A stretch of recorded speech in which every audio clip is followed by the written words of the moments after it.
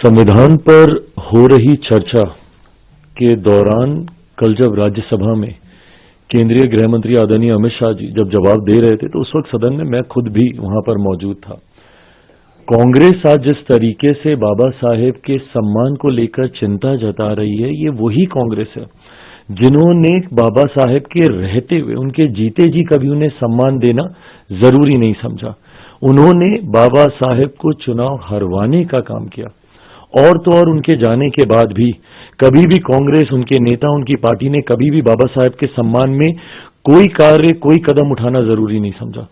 दशकों तक उनकी एक तस्वीर, उनके बनाए हुए संविधान जिसके आधार पर भारत की संसद कार्य करती है, उनकी एक तस्वीर तक भारत की संसद में लगाना कांग्रेस ने जरूरी नहीं समझा।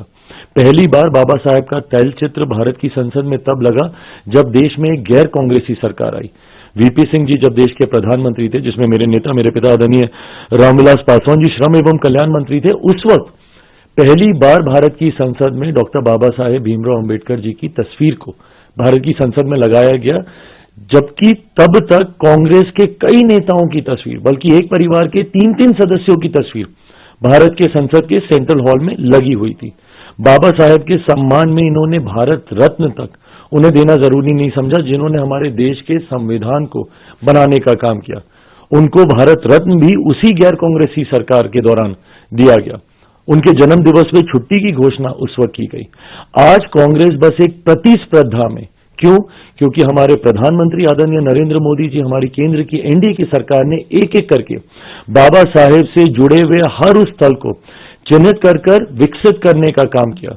भले वो मऊ में उनका जन्म स्थल हो, या जहां पे उन्होंने दीक्षा हासिल की नागपुर में उनकी दीक्षा भूमि हो, या जहां पे उन्होंने शिक्षा हासिल की लंदन में, उस स्थल को चिन्हित कर कर उसको विकसित करने का काम किया।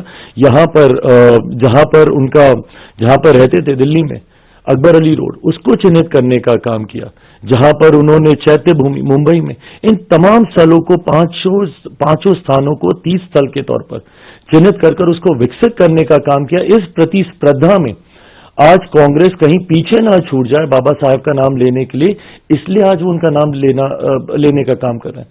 जबकि हकीकत है, जब तक कांग्रेस सत्ता में रही, इन्होंने बाबा साहेब का नाम लेना तो दूर की बात है, उनके नाम को भुलाने का काम किया।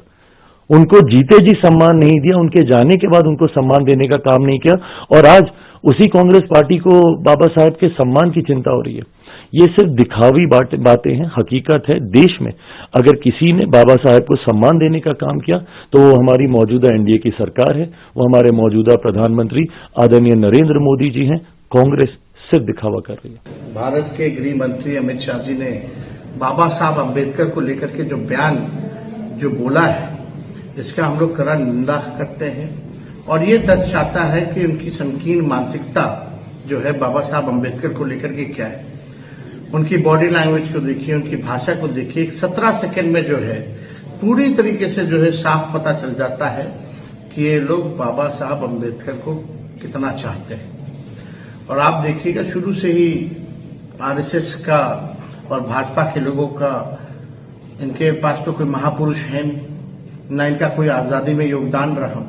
तो जितने महापुरुष हैं इस देश में, चाहे गांधी जी हो, चाहे कर्पूरी ठाकुर जी हो, चाहे आपके नेहरू जी हो या अंबेडकर जी हो, इनको गाली देना ही भाजपा का काम बच गया है, और यही गाली दे दे करके इन लोगों के चरित्र का हनन करना चाहते हैं। देखिए, हम साफ तौर पे बताना चाहते हैं, बाबा साहब अम्बेडकर हम लोगों के फैशन भी है, पैशन भी है। बाबा साहब अम्बेडकर हम लोगों के मोटिवेशन भी है और इंस्पिरेशन भी है।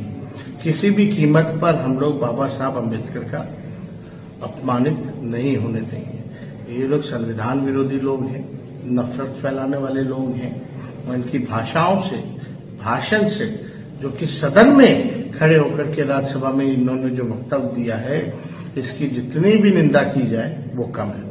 नहीं, कांग्रेस पार्टी ही नहीं, पूरे देश में आम आवाम उद्वेलित है। वाक्य क्या था उनका? अंबेडकर जितना करते हो, अगर भगवान का नाम लिया तो स्वर्ग मिलता।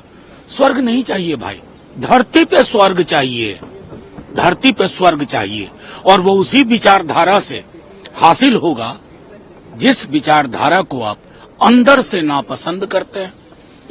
दिल की बात जुबान पे आई, लेकिन माफी तो मांगनी पड़ेगी। और जेपीसी में भेजा जाएगा 1 नेशन 1 इलेक्शन को, लेकिन कांग्रेस पार्टी और विपक्ष के लोग कह रहे हैं कि ये असंवैधानिक है, फेडरल स्ट्रक्चर नहीं, कांग्रेस, देखिए मुझे लगता है कि कांग्रेस पार्टी या विपक्ष पूरा जब कहते हैं ना, तो ऐसा थोड़ा ही है कि हमारे पास आधार नहीं है। इस देश में था ना 1 नेशन 1 इलेक्शन, वो साइकिल क्यों टूटा? आज क्या गारंटी है कि वो साइकिल प्रॉक्सी चलाओगे, विल ऑफ द पीपल को अंडरमाइन करोगे? That's unfair. देखिए, आप एक बात बताइए ना, जो भीतर होता है ये लोग परिलक्षित कर देते हैं, इनका निकल जाता है। ये कभी भी अंबेडकर आजादी के वक्त भी, आप इसका इतिहास उठा के देखिए, इन्होंने कभी भी ओबीसीज का रिस्पेक्ट नहीं किया। इन्होंने संविधान के बारे में क्या कहा है कि चाहे वो सावरकर जी हों चाहे मुखर्जी जी हों, कि संविधान की जो ये मूल अवधारणा है वो हिंदुस्तान के से बिल्कुल विपरीत है। तो कोई आज का विरोध नहीं है, ये तो वोट की राजनीति नहीं होती। तो बीजेपी कभी भी इस जन्म में क्या 7 जन्म में अंबेडकर को ये रिस्पेक्ट करते ही नहीं। पहली बात। दूसरी बात, आप एक बात समझिए, आरक्षण जो सबसे महत्वपूर्ण है, ये बार बार कहते हैं, ये मूर्ति ना बनाओ। ये राजनीति जो करते हैं, मैं इनसे कहूंगा मूर्ति ना बनाओ। यूपीएससी, बीपीएससी, एसएससी में जो अधिकार प्राप्त है आरक्षण के द्वारा, उसको अक्षरशः लागू करो। सारे सीट खाली रह जाते हैं। हम कंप्लीट रूप से यूपीएससी में, बीपीएससी में आने के बावजूद भी हमको, हमारे आउट ऑफ टर्न हमको कर दिया जाता है, प्रमोशन में हमको खत्म कर दिया जाता है। तो आप इसको समझिए, 11 सालों से लगातार। और 2003 में अटल बिहारी वाजपेयी जी जो बिल लाए थे, उस बिल को याद कीजिए, जिसके चलते करोड़ों व्यक्ति की जिंदगी दलितों की सिर्फ इस बात को लेकर के एग्जिस्ट कर रही है कि क्या मैं हिंदुस्तान का हूं नहीं। नागरिकता की स्थिति कहीं पर भी अलग अलग स्टेट की स्थिति है। तो 2003 में भी अटल जी ने यही किया। उसके बाद 11 सालों से जो व्यक्ति, आप सिर्फ वोट के पहले आप खैरात बांटते हो, खैरात, और उसके बाद उसके जो अधिकार हैं उसको उससे वंचित करते हो, चाहे वो एजुकेशन हो चाहे उनकी सीटें, उस पर वंचित करते हो। तो ये अंबेडकर की आइडियोलॉजी के कंप्लीट विपरीत पार्टी है। और अंबेडकर ही नहीं, जो अंबेडकर को मानने वाला समाज है, उनकी प्रगति के ये दुश्मन है, उनके एजुकेशन के, उनकी धार्मिकता के ये दुश्मन है। अंबेडकरवादी भगवान तो हमारे जीवन का निर्माण है ना। और यदि हमें आजादी दी है डेमोक्रेसी का, यदि आज मोदी जी यहां बैठे हैं तो अंबेडकर की देन है।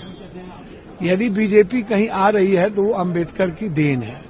तो आजादी हो या संविधान हो या मेरा एजुकेशन हो या मेरा सर्वाइवल हो या मेरी आर्थिक आजादी हो, सामाजिक समानता की बात हो, ये सब अंबेडकर की आइडियोलॉजी ने और संविधान ने दिया है।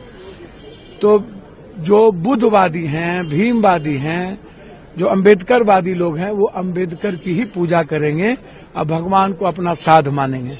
भगवान को साध मानने की इनकी जरूरत है। ये लोग भगवान को बेचते हैं, भगवान के नाम पर नफरत पैदा करते हैं और अंबेडकर का नाम लेके दलितों को ठगते हैं।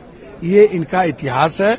भगवान को बेचते हैं और अंबेडकर का नाम मजबूरी में लेते हैं, वोट के लिए लेते हैं, और अंबेडकर के समाज के साथ इनका नफरत का रिश्ता है।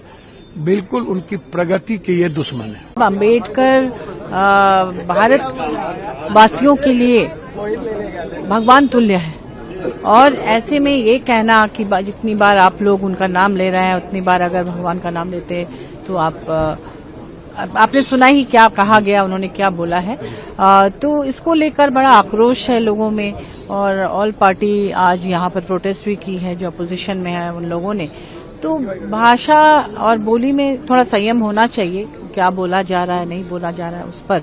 और जिम्मेदार लोग जब इस तरह की बात करते हैं तो उसमें आक्रोश ज्यादा होता है। पूरे देश के लोग इससे आहत हैं और आपने देखा कि एलओपी भी, चूंकि वो भी उस समाज से आते हैं जिस समाज से बाबा साहब अम्बेडकर बिलोंग करते हैं, और संविधान पर ही ये बहस चल रही है। आपको पता होगा, सारे लोग उस पर ही बोल रहे हैं। एक तरफ भाजपा की सरकार लगातार संविधान में जो अधिकार दिए गए हैं उनके खिलाफ चल रही है। आपको पता होगा कि अभी झारखंड में जो इलेक्शन था उसमें बटोगे कटोगे हिंदू मुस्लिम वाला जो खेल खेला गया किसी से छिपा हुआ नहीं है। हालांकि वो शहरी इलाके में कुछ कामयाब जरूर रहे, लेकिन ग्रामीण इलाके के लोगों ने इसको नकार दिया। वो समझ गए भाजपा का खेल, जैसे अयोध्या में नकारा गया था।